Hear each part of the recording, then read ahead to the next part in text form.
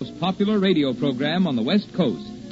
And remember, let every traffic signal remind you, with new Signal gasoline, you do go farther than ever. Look for the familiar big yellow and black circle sign that identifies those popular Signal service stations in 7 western states from Canada to Mexico. And now the Whistler's strange story. 6-letter word for death.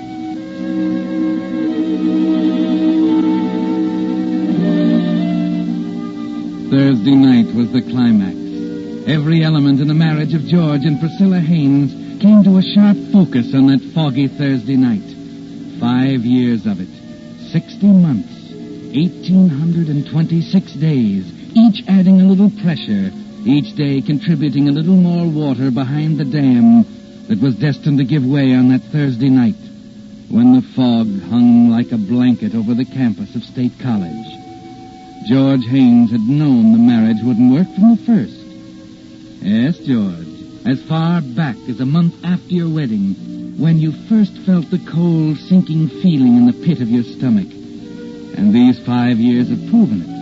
But no one but you seems to recognize it. No, George, not even Priscilla.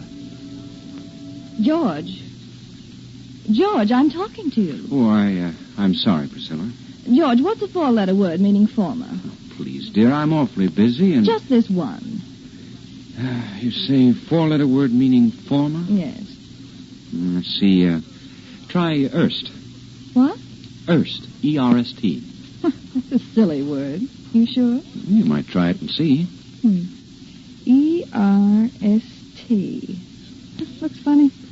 Now, I've got to get to this lecture for tomorrow, dear. Let's see. Better open with Page's work on Cambodia. There's Angkor Wat, of course. Fundamentals first, general aspects. George. Distinction from South Chinese. Yes, of George. course. Yes, dear. I'm stuck again. There's a 6-letter word. Priscilla, darling, I've really got to get at this. Would you mind, please? Oh, don't be a stuffed shirt, George. Just this one. All right, Priscilla. Just this one.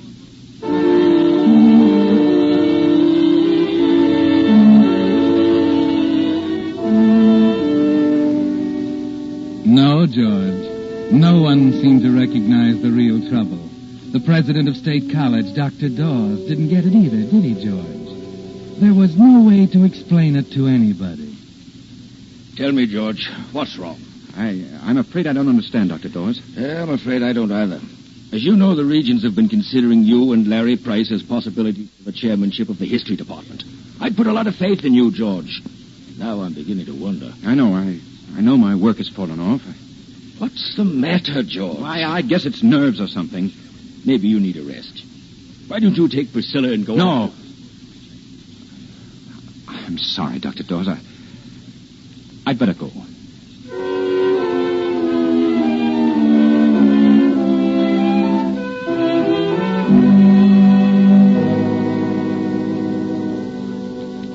Darling, I'm glad you're home. Hello, dear. Larry tells me you've declined the faculty dinner. I told him there must be a mistake, George. Surely we're not... It's not a mistake, Priscilla.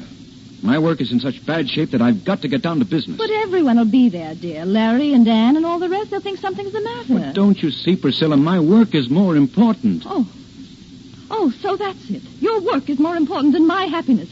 You don't care, do you? You just as soon wrap yourself up in those stuffy... All right, we'll go. I can't understand why we have to go Priscilla, through this.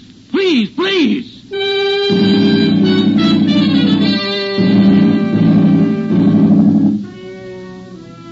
Larry and Ann and all the rest. They didn't get it either, did they, George?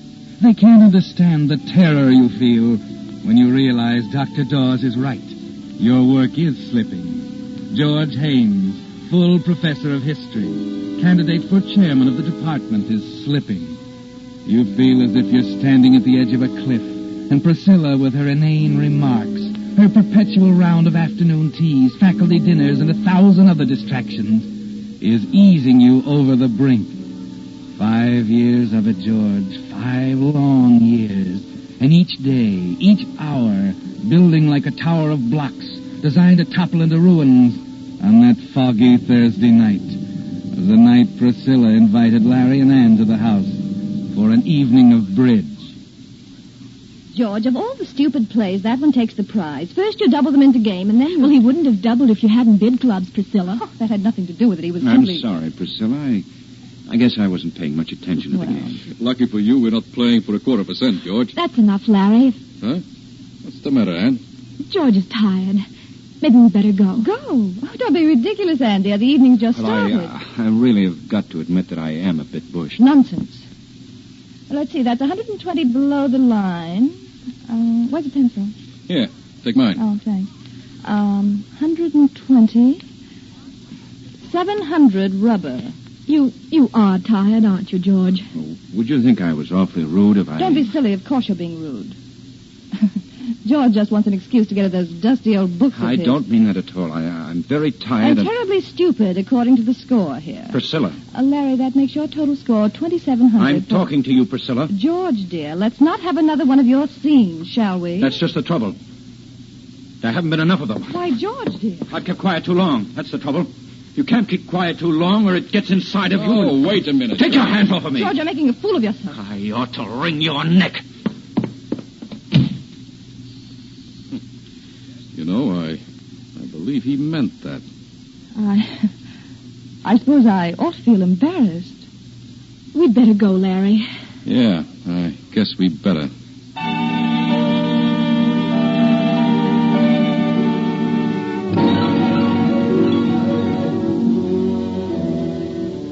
So the blocks toppled, didn't they, George?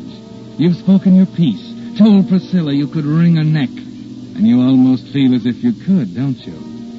She won't speak to you now, and for the first time in 5 years, the house is silent. Larry and Anne have gone home to the house next to yours on Faculty Row. Outside, the fog is cool and clean, and you suddenly want to lose yourself in it, to feel it press around you and clear some of the haze out of your mind. 15 minutes later, you find yourself near the bell tower on the campus.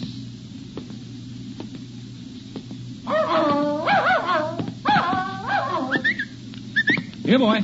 Here, come on. That's a fella. Well, where'd you come from, fella, huh? Say, looks like you ran away. You're a nice dog. Yes, you are. Here, Senator. Where'd that pup go? Come here, Senator. Oh, hi. Hello. I see his name's Cinder. Oh, thanks. He slipped his leash in the fog. Cinder's a good name for him. Black as ink. Haven't had a chance to do much with him. Only had him a couple of weeks. Well, I'm quite fond of cockers, particularly black ones. May I ask you where you got him? Certainly at the Coldwater Kennels, about 3 miles from here. There you are, boy. Well, we better run along, Senator. Thanks for catching him. Not at all. Night. Good night. Cute cocker. Cinder. 11 o'clock. That air's good. Well, better be getting back.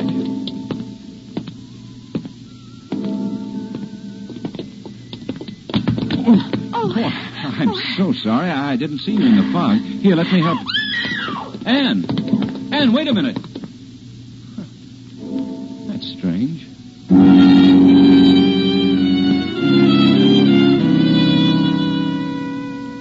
Yes, George, that was strange, wasn't it? You're sure it was Anne, as sure as you could be of anything in that fog. But why should she run from you? Why should she scream when you reached out to help her? You're puzzled as you turn and start for home, and worried. The fog takes on an ominous quality, closing in on you, causing you to hurry faster and faster as you get closer and closer to home. It's been a strange evening. The quarrel with Priscilla, Anne's terror when she ran into you. Then, 10 minutes later, as you arrive back at the house and open the door, it suddenly takes on a horrible meaning. Priscilla? Priscilla?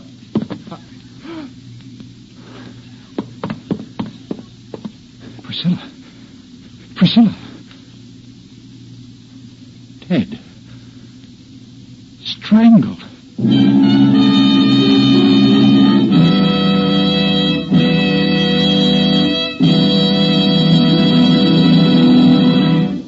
With the the prologue of tonight's story, 6-letter word for death. The Signal Oil Company brings you another strange story by The Whistler. A friend of mine, who was never too keen about babies, recently became a papa himself. When I dropped in the other night and found him, of all things, bathing the baby, he grinningly remarked, "Well, it's different when it's your own." Well, friends, right there you have the reason why you just naturally get a different brand of service, more conscientious and more thorough, from a man who has his own money and his own business, such as your Signal gasoline dealer. It's why, for instance, when a Signal dealer lubricates your car, he takes no chance of forgetting some hidden part. Instead, he uses the famous Signal check chart that specifies which of Signal's 9 specialized lubricants each point should have. And he checks each point against the chart not just once, but twice, so not one part can be missed. Incidentally, while you're having your Signal man lubricate your car, don't forget what engineers of the American Petroleum Institute have proved, that every 1,000 miles is also time for clean motor oil. To get the best performance and longest life from your motor, be sure you get today's super quality pure paraffin base oil, Signal 4-star motor oil. And now, back to the Whistler.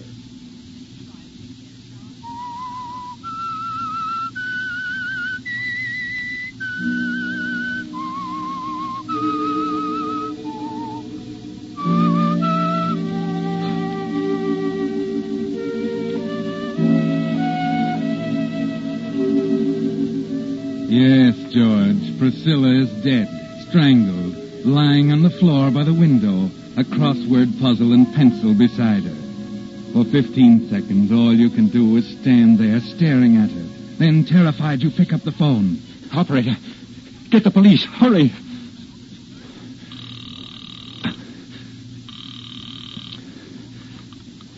Police station, Sergeant Holland. Hello. Hello. Police station, Sergeant Holland. Wait a minute. Good Lord. I've kept quiet too long. That's the trouble. You can't keep quiet too long or it gets inside George, you. you're making a fool of yourself. I ought to wring your neck. Gotta get away. Get some air. Get out of here. Well, Professor, what's the hurry? Officer Gavin. What's up? Well, nothing, officer. Well, what's the matter? You look pretty worked up. There's Anything nothing I can wrong. do? Nothing at all, officer. Good night, Gavin. Hey, wait a minute, Professor. Huh, that's funny.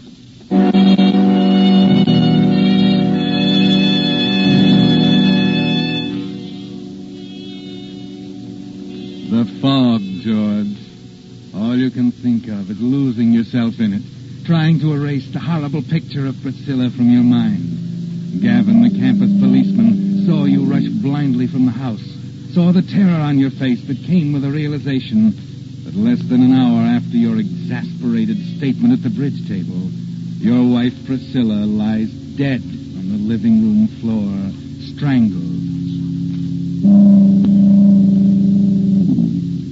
You walk aimlessly in the fog for several minutes, trying to get a grip on yourself. And then finally you realize you can't go on this way, and you force yourself to go back to the house, back to the living room and the chair by the window.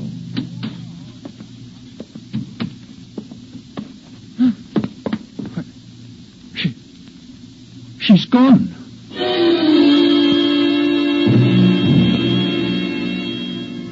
It's like a nightmare, isn't it, George? The body's gone from its place by the living room window.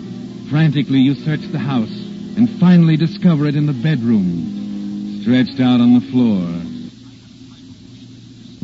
And something new has been added, George. One of your silk neckties is tightly knotted around her neck.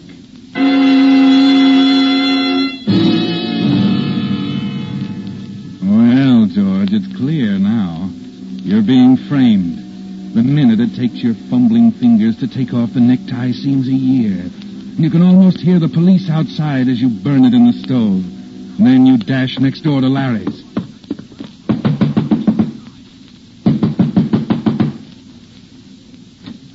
Larry.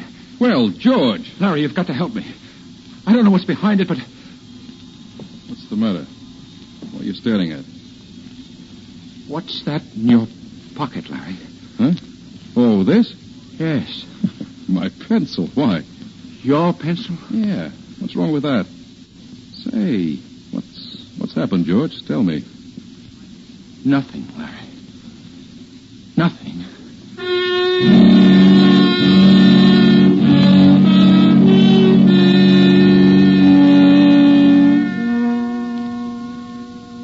Hey, you need another cup of coffee, Prof. Here, let me get it. Why did he do it? What reason could he have for Don't get killing? ahead of yourself, Professor. You're not sure? I'm positive, Charlie. The pencil was right next to her body when I first went in. When I went back, she'd been moved, and the pencil was in Larry Price's pocket. That's pretty serious stuff. Charlie, you believe me, don't you? You don't think I know. Almost makes me sick to think of it. I came here because I had to go somewhere. I thought that you'd... Sure, I believe you, Prof. Thanks. Brother, you're in a tough spot. Yes, I know. What are you going to do? You mean I have a choice? Well, I don't know. You sure that campus cop recognized you when you ran out of the house? Oh, of course he did. I talked to him. Yeah, that's where you made your mistake. You should have spilled it then. I didn't know what I was doing. All I could think of was to get away from I know. What about an alibi? What happened after you left the house the first time? Well, I just took a walk, that's all. Alone? Yes. No one saw you, huh? Well, there was Anne, of course, Larry's wife. She was... Well, you can write that one off. You think she'd deny seeing me? If it met her husband's neck, she would. Oh, but she's not the kind Well, who... you're wasting your time, I tell you. They're all the same. Wouldn't steal second in a Sunday school baseball game, but put them on the stand when their husband's in a jackpot and... no, Professor, that one's out. But there's no one else. There's... Wait a minute. That dog. Huh? I saw a black cocker and talked to his owner by the bell tower. He'd remember me. Well, who is he? I don't know his name. Oh, great. But the dog came from the cold water kennels. Oh. Did you see anyone else? No, after that I started back. I didn't see anyone until I ran into Gavin when I left the house again. Oh. Well, that's a pretty important dog, isn't it? I guess it is.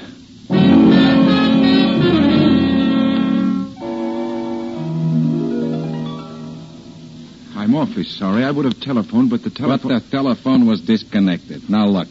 It's 1 a.m. in the morning, and I have no intention... Wait a minute, will you? I told you this was a matter of life and death, or we wouldn't have come. My good man, the cold water kennels deal exclusive in Cocker Spaniels. Over 100 dogs we have.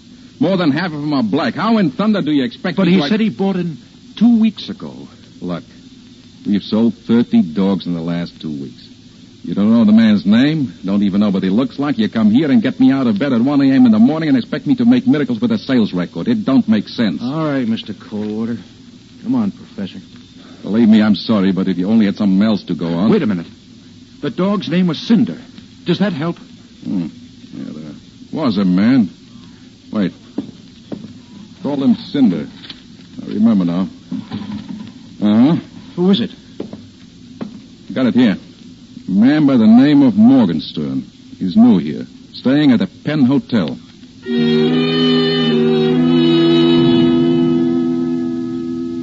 Morgenstern?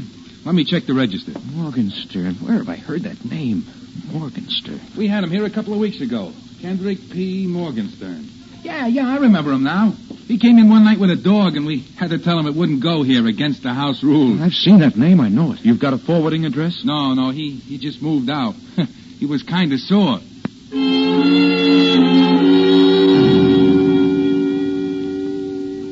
It's 3 o'clock, Charlie. Yeah. Kendrick P. Morgenstern. I remember seeing the name. It's such a funny handle. Well, try and picture it. You sure you saw it? Oh, yeah. Well, was it printed or written? Maybe a sign on a store window? It was written. I remember the K was funny. Well, it was a signature then. You saw him sign his name? It was a check. That's right. He came here to cash a check this morning. Wait a minute. You sent the deposits? No, I didn't. Where is it? In the safe. And it's got his name and an address on it.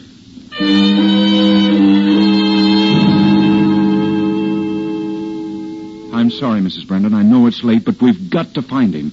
You say he was staying here? Well, it was funny. A nice man, Mr. Morgenstern, but odd. He come here from the hotel with his dog about 2 weeks back. Thought the world and all of that But dog. you said he's gone now. Where is he? Well, I'm getting to that. He only took the room for 2 weeks, being he's due to go east tonight on the plane. East where? Well, I don't know. When? What plane? Left at midnight. But come 11 o'clock, he decides to take his dog walking. Well, I don't see him for over an hour. 12:30 it was. But then the plane's gone. Well, then he's here. Oh, no. Left in an awful hurry. Think he was going to catch the next plane at 2 a.m.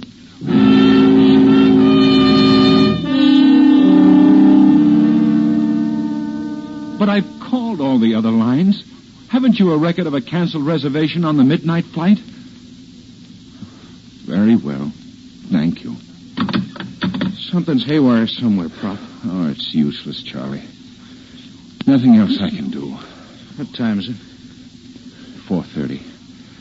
You better go home and get some sleep. Oh, that's okay. Gosh, Prof, I hate to give up. Well, there's one chance left. What's that? Ann Price.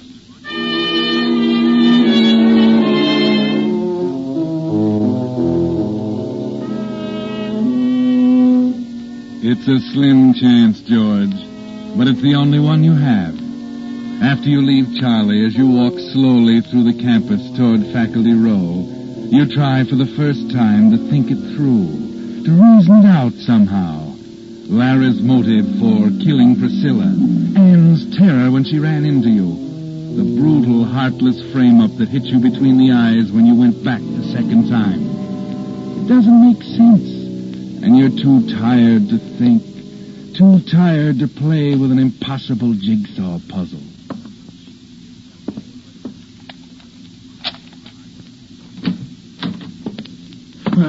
Professor Haynes? Oh, yes? Schultz, Homicide Squad. You know Mrs. Price, I believe. Hello, Ann. Oh, George. And Gavin, the campus policeman? I saw Professor Haynes earlier this evening. Nice of you to come back, Haynes. There are 9 squad cars out looking for you right now. All right, I'm here now. What do you want? Why did you burn that necktie? Well, I didn't know that... It was used to kill your wife, Haynes. We found some of the ashes. Some of the threads were left on her neck. You tossed it in the stove, didn't you? Well, I'd rather... Did you burn that tie? Yes. Yes, I did. All right, Haynes, that's all we want to know. No, wait a minute. You can't. I can explain. Listen, Lieutenant, please. Ann, you're my last chance. You've got to help me. Tell them you saw me on the campus. You know Ann by the clock. You've got to help me, Ann. Tell them, will you? Oh, George, I don't know what you're talking about.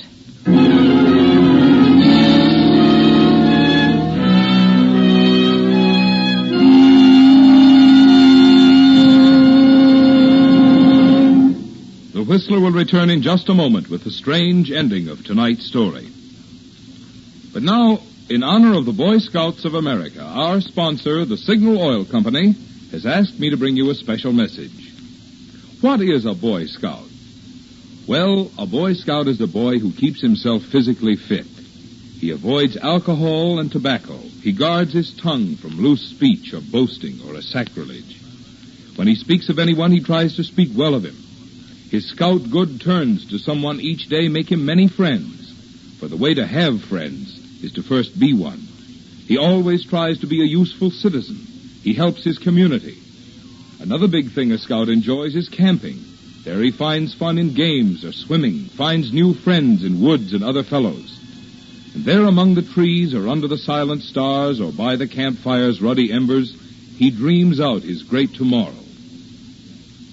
Those excerpts from the Scout Handbook tell you better than any words of mine why the Boy Scouts deserve your wholehearted cooperation.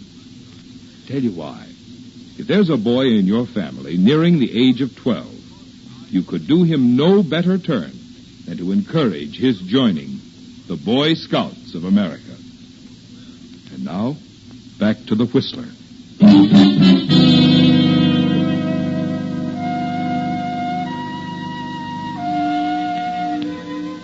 So that's it, George. Ann denies it. She didn't see you. Charlie was right, wasn't he? Women are wide-eyed and righteous until the chips are down, until something close to them is at stake. Then it doesn't seem to matter. You stand there quietly, looking at her for a minute. Then your knees begin to get weak and you sit down. You wonder for a moment where Larry is, and decide he's probably somewhere rehearsing the testimony he's going to use against you at the trial. Then suddenly you're too tired to wonder anything. George. Please, Anne. You don't need to say any more. Oh, I know it sounds ridiculous for me to say I'm sorry at a time like this. I should have known it was coming. It's been written all over his face for the past month. What? Who are you talking about? Larry. Perhaps I'd better explain, Mrs. Price. You see, Haynes Price was in love with your wife. Why, that's ridiculous. Oh, it's true, George. It came to a climax yesterday afternoon. She refused to go away with him. That's fantastic. It's true, George. Oh, don't you see? That's why Priscilla was so unreasonable last night. But how long? Oh, months. I thought Larry was acting strangely last night after we got home.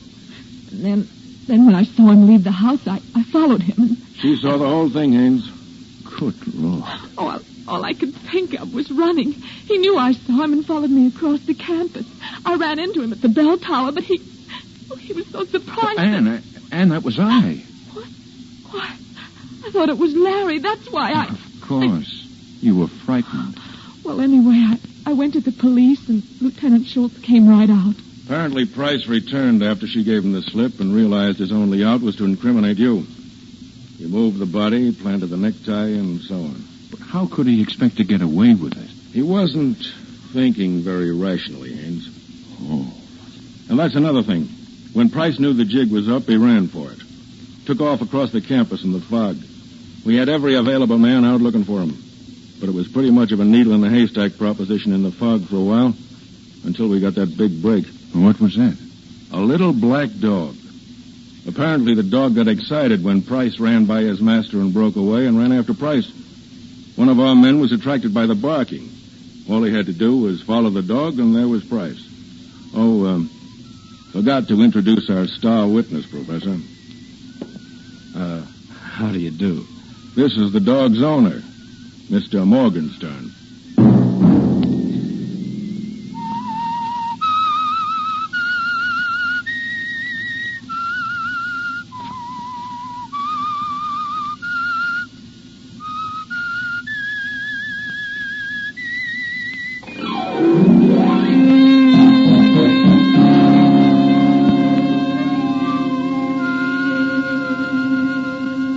Next Monday at 9 o'clock, The Whistler will bring you another strange tale. The Whistler is broadcast for your entertainment by the marketers of Signal gasoline and motor oil and fine quality automotive accessories, and by your neighborhood Signal dealer.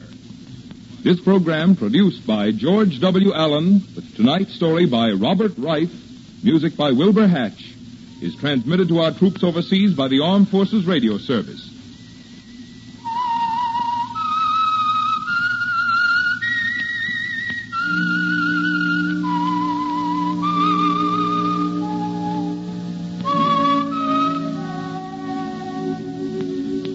That whistle is your signal for the Signal Oil program, The Whistler.